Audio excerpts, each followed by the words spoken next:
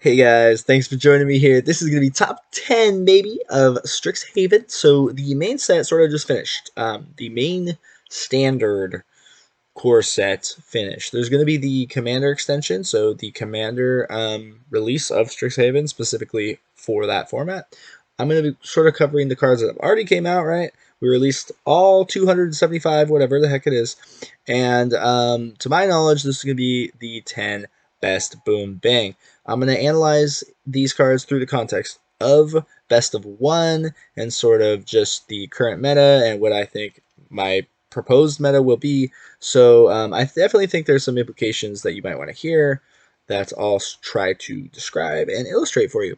I'm going to start with Silverquill Silencer. This is sort of not a, I don't think it's going to be a banger or anything. I'm going to work my way up to the best card. But I definitely think this card is good. So I'm just going to sort of be brief with all these, but I'm definitely going to mention a few things. So Silverquill Silencer I think is very good because we do have access to a lot of cards that can look at the opponent's hand. And when we can see things coming with like Duress, right? 1 mana Duress, and then they have, multiple copies of Selfless Savior, Luminarch Aspirant, these mono white decks that are running rampant, right? Say we're against mono red, and we can just name Annex, and we know there's going to be an Annex in mono red. So I think that this kind of ability is something to keep in mind. It depends on if the format is dynamic enough to where there's just one ofs, a lot of two ofs of certain cards, and instance things like that. But I definitely think that this is a good card. It's a 3/2 in Orzhov, so it's already kind of nice, and it's a cleric. So being a cleric, it slots right into some of the cleric decks, and I think that there will be a home for it in the future. Okay, so this is one that doesn't have the text. My apologies, guys, but this is a card that a lot of people are talking about. This is Blex, Vexing, Pest. So it doesn't quite rhyme. Very cool name, though. And then the other half is Search for Blex. So let me read it very clearly, but it is a 3/2, 3-drop, okay? 1 green, 2 colorless. It has an interesting ability. Other pests, that's probably the most important. Bats, insects, snakes, spiders, all get +1/+1. So all the weird woodland creatures get +1/+1. So at the end of the day, it's just a very cool card because a lot of the tribal decks that people want to build now have, a card that slots right in. And when he dies, you gain 4 life. So we have a 3/2 that boosts up Pest. Pest being very relevant in Golgari. If you haven't seen the Golgari drops from some of the other YouTubers, go check those out because they did a really good job covering that particular drop, and I think it's probably the strongest 2-color combination, actually. So I think that the Pest deck is very real, and we have yet to see, but this is definitely a perfect card for it, especially stapled to a great sorcery. Of course, if it was an instant, it'd be better, but look at the top 5 cards of your library, so 5. You may put any number of them into your hand and the rest into your graveyard. You lose 3 life for each card put into your hand this way.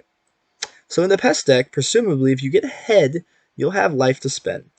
And when you look at 5 cards, to be able to pick like the 2 best and spend like 6 life, that's not going to be a problem sometimes. Those 2 cards will get you in a winning position, right?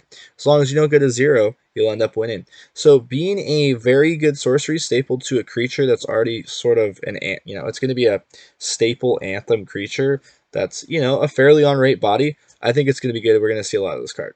Okay, so this is Dina. This is probably the one that I would take off the list if I had to take off one. But I put her up here because it's hard to tell if she's going to be good. Whenever you gain life, so it is a Golgari colors, green and a black. For a legendary Dryad Druid, it has 1/3 as its body. Whenever you gain life, each opponent loses 1 life. Sacrifice another creature for 1 mana. Dina gets +X, where X is the sacrifice creature's power. So +X attack. So if you have a big creature and you sacrifice it, out of nowhere at instant speed, she could potentially get huge and then block, right? Someone that they didn't expect her to block. So that's kind of cool. There's definitely a threat of activation there. But I think really if the Pest deck goes off, every time they gain life, to lose a life can definitely help do some chip damage and sort of close the game out. I imagine this is going to be definitely in every Golgari deck that includes Pests, so I think we'll be seeing a lot of her, just like the last card, so I put them side by side. But let's move on. Yeah, Vanishing Verse, guys. I mean, it is Orzhov colors, so a white and a black. To exile target monocolored permanent at instant speed. I think that this card is good enough to see a lot of play across all formats. You know, there's going to be tons of monocolored permanents. Yes, there's going to be gold cards, but I mean, like, most of the cards in Magic are monocolored, and this is instant speed, 2-mana removal that hits anything. So I think being that it just sort of hits anything and it exiles, pushes it into a lot of decks. I could be wrong. There are a lot of good 2-mana removal spells coming out in this set and already in standard. So maybe there's ones that are more universally applicable, but this one is definitely good.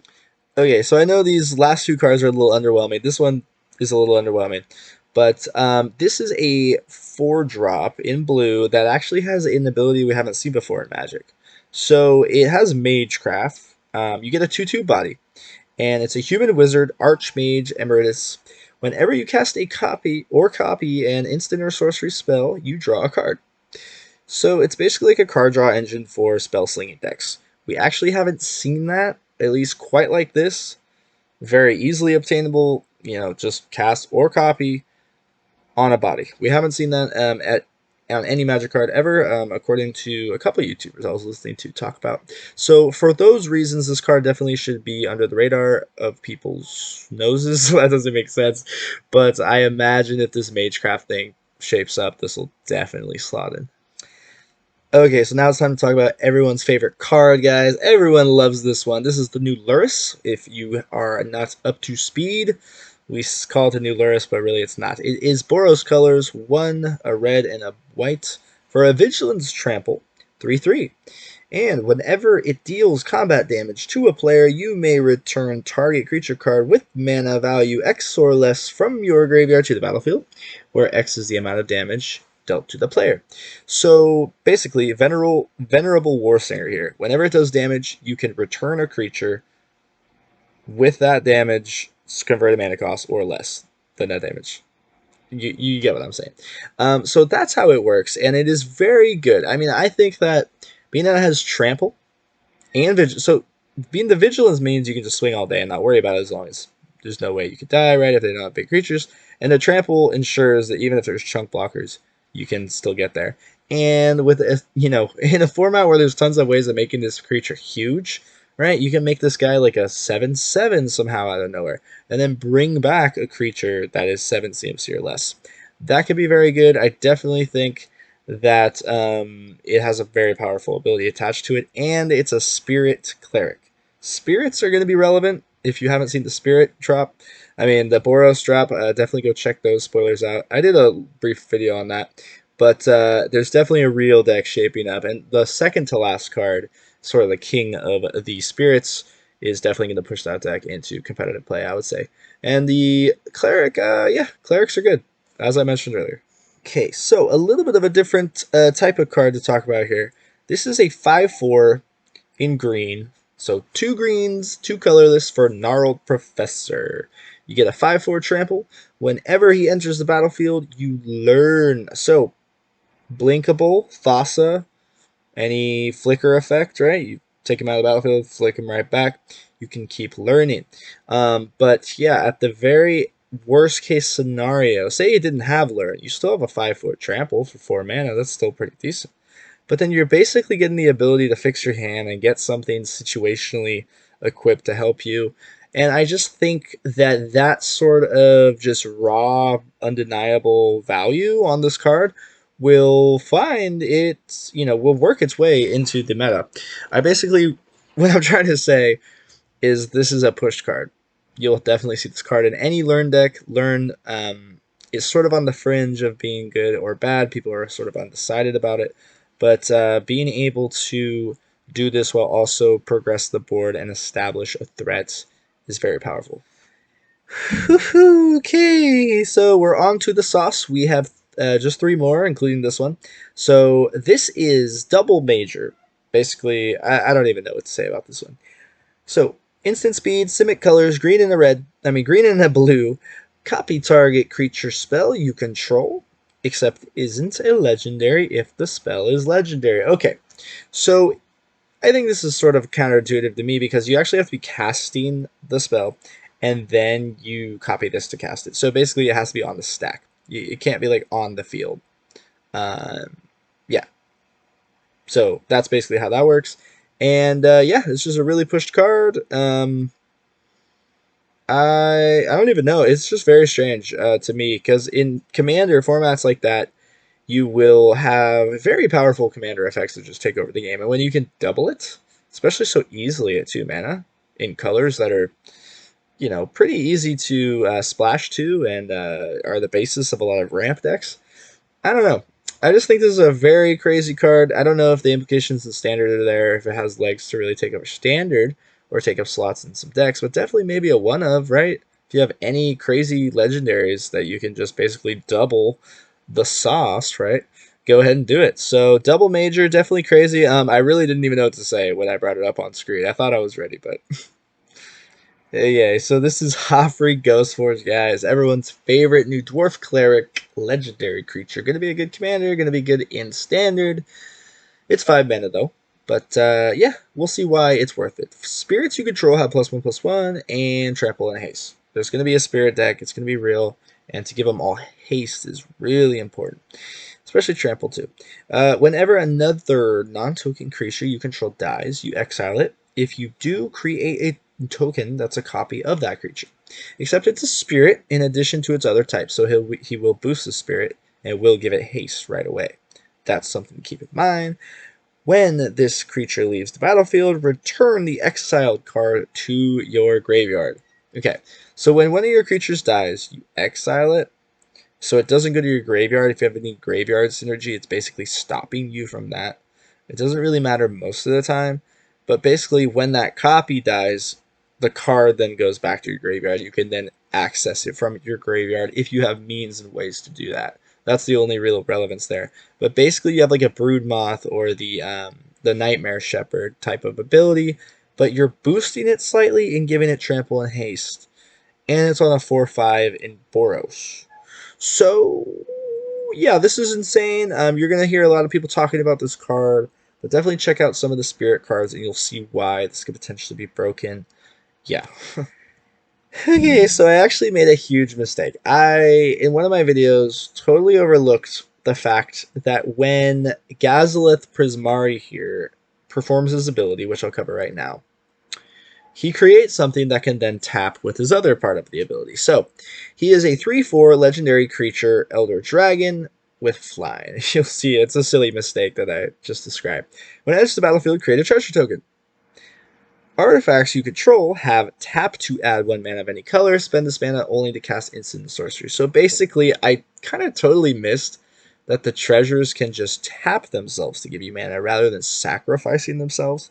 So that can be really good if you want to bulk up your mana for later turns, and especially with a gold span, which I'll talk about in a second, this can be good. So the reason I saved this for last is this a 3/4 flyer for 4 mana. That's decent, right? In Is It colors, where we kind of want something like that going on. We want a little flyer to put into the battlefield, where we can then chip away with things like Shock and Bone Crusher. And then to be able to ramp is serious, especially when there are a tremendous amount of Is It color cards that have the ability to discard them and then make a treasure token. You saw a lot of them in like Magma Opus, and I think it was another 7-drop spell. So those big, huge game-winning spells have that ability sort of for a reason to sort of make this guy's ability relevant. And I think that's honestly, it's going to be sort of one of the stronger archetypes in the meta. I could be totally wrong, but I think with Goldspan already being so strong and so many cool little toys for Goldspan to play with as it is, I mean, creating a bunch of treasure tokens and then just tapping them to lay a huge CMC sorcery, and then like next turn you can sacrifice them and get like a bunch of mana with Goldspan's ability again. So I just like I don't even know why I feel that this is probably gonna be like one of the stronger cards in the meta, and I don't know if a lot of people would pick this to be the best card. In fact, it's not the best card. There's insane like 7 mana sorceries and instants and stuff. But this is definitely one that you'll see. There's the Golgari 7-drop where you exchange your hand and your graveyard. That could be good. There's Sir Conrad in the meta, so they ping him a bunch. There's some good ones. But I actually went ahead and chose this because I think you throw 4 of these, 4 gold spans in the deck. The card that doubles Goldspan's power, right? You have Showdown of the Skulls. You could do an Jeskai deck right away. I see a very powerful Jeskai deck with Narset still available. Things like that. Jeskai Ultimatum. So, I don't know. Yeah, this might be the most impactful card in my opinion. I'm going to unlock 3 right away and build a treasure deck and rank the diamond again. I've been kind of coasting around in platinum. But yeah, that's my list, guys. Thank you so much for checking out the video. I really do appreciate it. Before you go, please like it. That would help me out. And I will be making some more Kaldheim gameplay in the near future. I just put out a video like literally 15 minutes ago. And I saw that the spoilers were done, so I did this. Have a great day.